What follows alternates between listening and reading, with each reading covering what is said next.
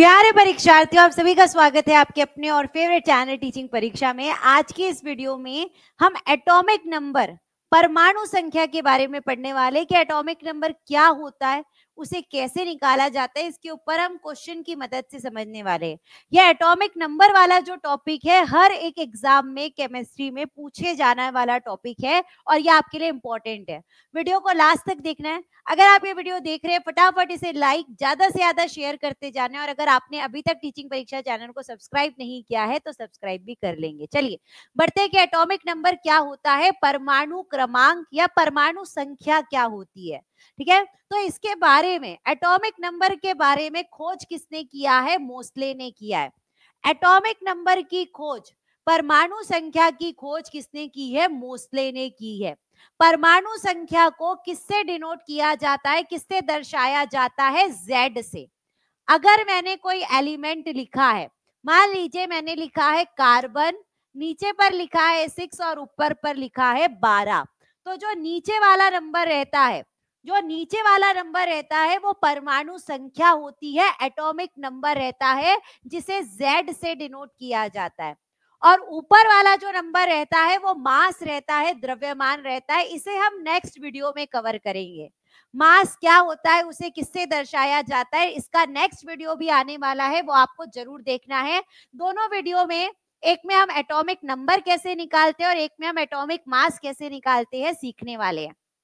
ठीक है, तो हमने क्या देखा कि अगर कोई एलिमेंट के जो नीचे वाला नंबर है, जो नीचे वाला नंबर है उसको किससे डिनोट किया जाता है? Z से डिनोट किया जाता है, और ये क्या होती है? परमाणु संख्या होता है, एटॉमिक नंबर होता है। अब एटॉमिक नंबर क्या है? एटॉमिक नंबर क्या है? जितने भी नंबर ऑफ प्रोटॉन रहेंगे। अब ये प्रोटॉन रहते कहां पर है? ये प्रोटॉन रहते कहां है, न्यूट्रॉन कहां रहते, इलेक्ट्रॉन कहां रहते, समझ लेते हैं। मान लीजिए ये न्यूक्लियस है, ये क्या है? नाभिक है। नाभिक के अंदर प्रोटॉन्स और न्यूट्रॉन्स रहते हैं। नाभिक के अंदर, न्यूक्लियस के अंदर प्रोटॉन्स और न्यूट्रॉन्स रहते हैं और इलेक्ट्रॉन्स इसके आजू बाजू चक्कर लगाते हैं। ठीक है, तो जितने भी प्रोटॉन्स नाभिक में रहेंगे, अगर 2 है तो उसका एटॉमिक नंबर 2 हो जाएगा। अगर जितने प्रोटॉन्स है वही उसका क्या रहता है? एटॉमिक नंबर रहता है। तो number of protons, number of protons ही क्या रहता है? हमारा एटॉमिक नंबर रहता है। Z की वैल्यू रहती है, इसका जो चार्ज रहता है, प्रोटॉन क्या रहता है? पॉजिटिव चार्ज रहता है। प्रोटॉन जो रहते हैं पॉजिटिव चार्ज रहते हैं। तो हमने देख लिया कि अगर किसी भी परमाणु में जितने भी नंबर ऑफ प्रोटॉन्स है वो किसके बराबर रहेंगे? उसके एटॉमिक नंबर के बराबर, परमाणु संख्या के बराबर। अगर मान लीजिए कोई न्यूट्रल एटम है, न्यूट्रल का मतलब क्या होता है? उदासीन का मतलब क्या होता है? ना तो उसके ऊपर पॉजिटिव चार्ज है ना तो नेगेटिव चार्ज। आपने देखा होगा जैसे कभी कभार Na लिखते हैं, Na मतलब होता है सोडियम, उसके ऊपर प्लस लिखा रहता है। तो प्लस का मतलब क्या होता है? धन आयन होता है, पॉजिटिव चार्ज होता है। तो अगर मान लीजिए पॉजिटिव भी नहीं लिखा है, नेगेटिव भी नहीं लिखा है, अगर पॉजिटिव चार्ज भी नहीं लिखा है, नेगेटिव भी नहीं लिखा है, उसे क्या कहते हैं? न्यूट्रल कहते हैं। तो किसी भी न्यूट्रल एटम में प्रोटॉन्स किसके बराबर रहता है? इलेक्ट्रॉन्स के बराबर रहता है। ये क्वेश्चन पूछा जाता है, ये आपके लिए इंपॉर्टेंट है। अगर कोई भी न्यूट्रल एटम है, कोई उदासीन परमाणु है, न्यूट्रल क्या होता है? जो प्लस और माइनस दोनों नहीं होता, उसे न्यूट्रल कहते हैं। तो किसी भी न्यूट्रल एटम में प्रोटॉन्स किसके बराबर रहता है? इलेक्ट्रॉन्स के बराबर रहते हैं। जितने प्रोटॉन्स रहेंगे वो किसके बराबर रहेगा? इलेक्ट्रॉन्स के बराबर रहेगा, और यही हमारा एटॉमिक नंबर रहेगा। ठीक है, लेकिन अगर किसी भी परमाणु में प्लस और माइनस आ जाता है, अगर प्लस और माइनस आ जाता है तो या तो इलेक्ट्रॉन्स बढ़ते हैं या तो इलेक्ट्रॉन्स कम होते हैं। तो कब बढ़ते हैं कब कम होते हैं वो भी हमें पता रहना चाहिए। तो मान लीजिए जिसके ऊपर प्लस आता है, जिसके ऊपर प्लस आता है, जिसके ऊपर धन आयन आता है, यहाँ पर इलेक्ट्रॉन्स जो होते हैं कम हो जाते हैं। यहाँ पर इलेक्ट्रॉन्स जो होते हैं कम हो जाते हैं क्योंकि ये इलेक्ट्रॉन्स डोनेट करता है, इलेक्ट्रॉन्स को देता है। तो जो देता है वो क्या होता है? मेटल होता है। जो देता है वो क्या होता है? मेटल होता है, वो होता है धातु।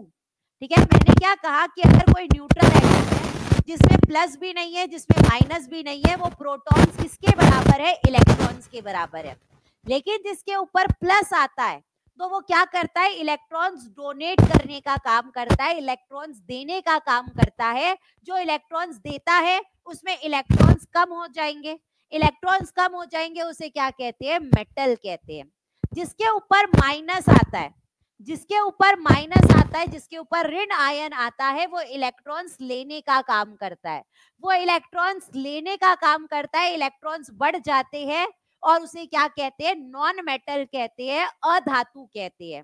ठीक है, तो यहाँ पर इलेक्ट्रॉन्स कम और ज्यादा हो सकते हैं, इलेक्ट्रॉन्स कम और ज्यादा हो सकते हैं, इसीलिए जो हमारा एटॉमिक नंबर है वो किसके बराबर रहता है? प्रोटॉन्स के बराबर रहता है, इलेक्ट्रॉन्स के बराबर नहीं रहता। ये किसी बच्चे ने मुझसे क्वेश्चन पूछा था कि जब प्रोटॉन्स और इलेक्ट्रॉन्स रहेंगे तो एटॉमिक नंबर किसके बराबर रहेगा? प्रोटॉन्स के बराबर रहेगा। और इलेक्ट्रॉन्स के बराबर क्यों नहीं रहता है? क्योंकि इलेक्ट्रॉन्स कम और ज्यादा होते रहते हैं। ठीक है, अगर कॉन्सेप्ट क्लियर हो रहा होगा फटाफट इस वीडियो को लाइक कर देना है, ज्यादा से ज्यादा शेयर करते जाना है, क्योंकि केमिस्ट्री बहुत सारे बच्चों को हार्ड लगती है, लेकिन ऐसे छोटे छोटे कॉन्सेप्ट है, ये जो हम छोटे छोटे वीडियोस में पढ़ने वाले, अगर बहुत सारा एक साथ पढ़ लेते हैं ना तो बहुत डाउट रह जाता है। तो हम हर छोटी छोटी वीडियो में अपने कॉन्सेप्ट क्लियर करेंगे, तो जितना ज्यादा शेयर कर सकते हैं उतना ज्यादा वीडियो को शेयर करना है। और अगर आपके भी कॉन्सेप्ट क्लियर हो रहे होंगे तो आप इस वीडियो के कमेंट बॉक्स में लिख सकते हैं। तो चलिए कुछ क्वेश्चन कर लेते हैं कि क्वेश्चन कैसे पूछे जाएंगे। Fe मतलब क्या होता है? आयरन होता है। Fe का मतलब क्या होता है? आयरन होता है, लोहा होता है। तो Fe यानी कि आयरन, आपको इसका सिंबल याद रखना है। Fe में कितने प्रोटॉन है? बोल रहा है 26 प्रोटॉन है। Fe के पास, आयरन के पास 26 प्रोटॉन है। अगर Fe2 प्लस रहेगा, अगर Fe2 प्लस रहेगा तो उसमें इलेक्ट्रॉन कितने रहेंगे हमें बताना है।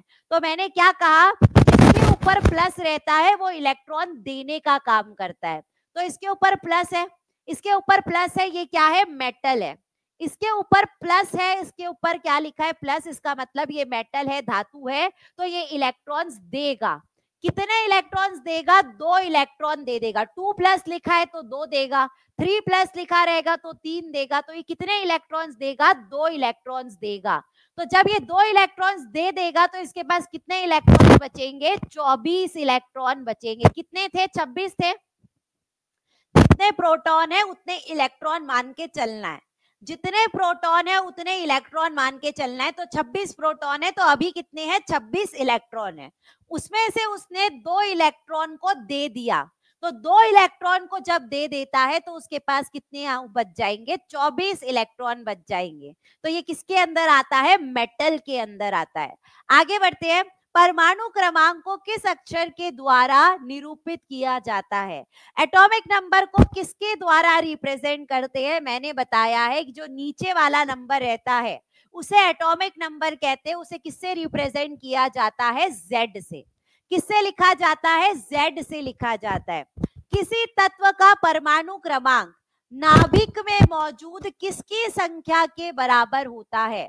परमाणु क्रमांक जो है, एटॉमिक नंबर जो है, किसके बराबर रहता है? नंबर ऑफ प्रोटॉन्स के बराबर रहता है। किसके बराबर रहता है? नंबर ऑफ प्रोटॉन के बराबर। इलेक्ट्रॉन कभी नहीं आएगा क्योंकि इलेक्ट्रॉन कम और ज्यादा होते रहते हैं। तो परमाणु संख्या, एटॉमिक नंबर किसके बराबर रहता है? नंबर ऑफ प्रोटॉन्स के बराबर रहता है। आगे बढ़ते हैं।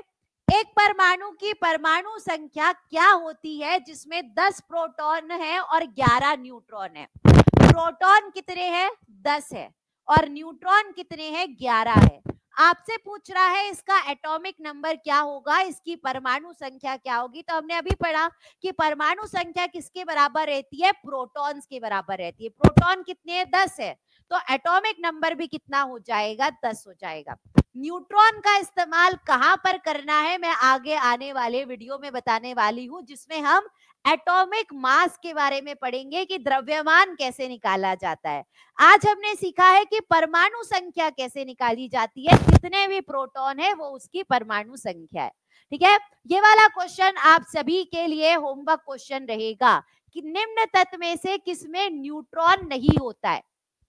किसमें न्यूट्रॉन नहीं होता है, बीपीएससी में पूछा गया क्वेश्चन है। ये जो टॉपिक आज हमने पढ़ा है सारे एग्जाम्स के लिए बहुत जरूरी है, एनसीईआरटी बेस्ड हमने पढ़ा है। प्लीज ये वीडियो को जितना ज्यादा आप लाइक कर सकते, जितना ज्यादा शेयर कर सकते, उतना ज्यादा करते जाएंगे।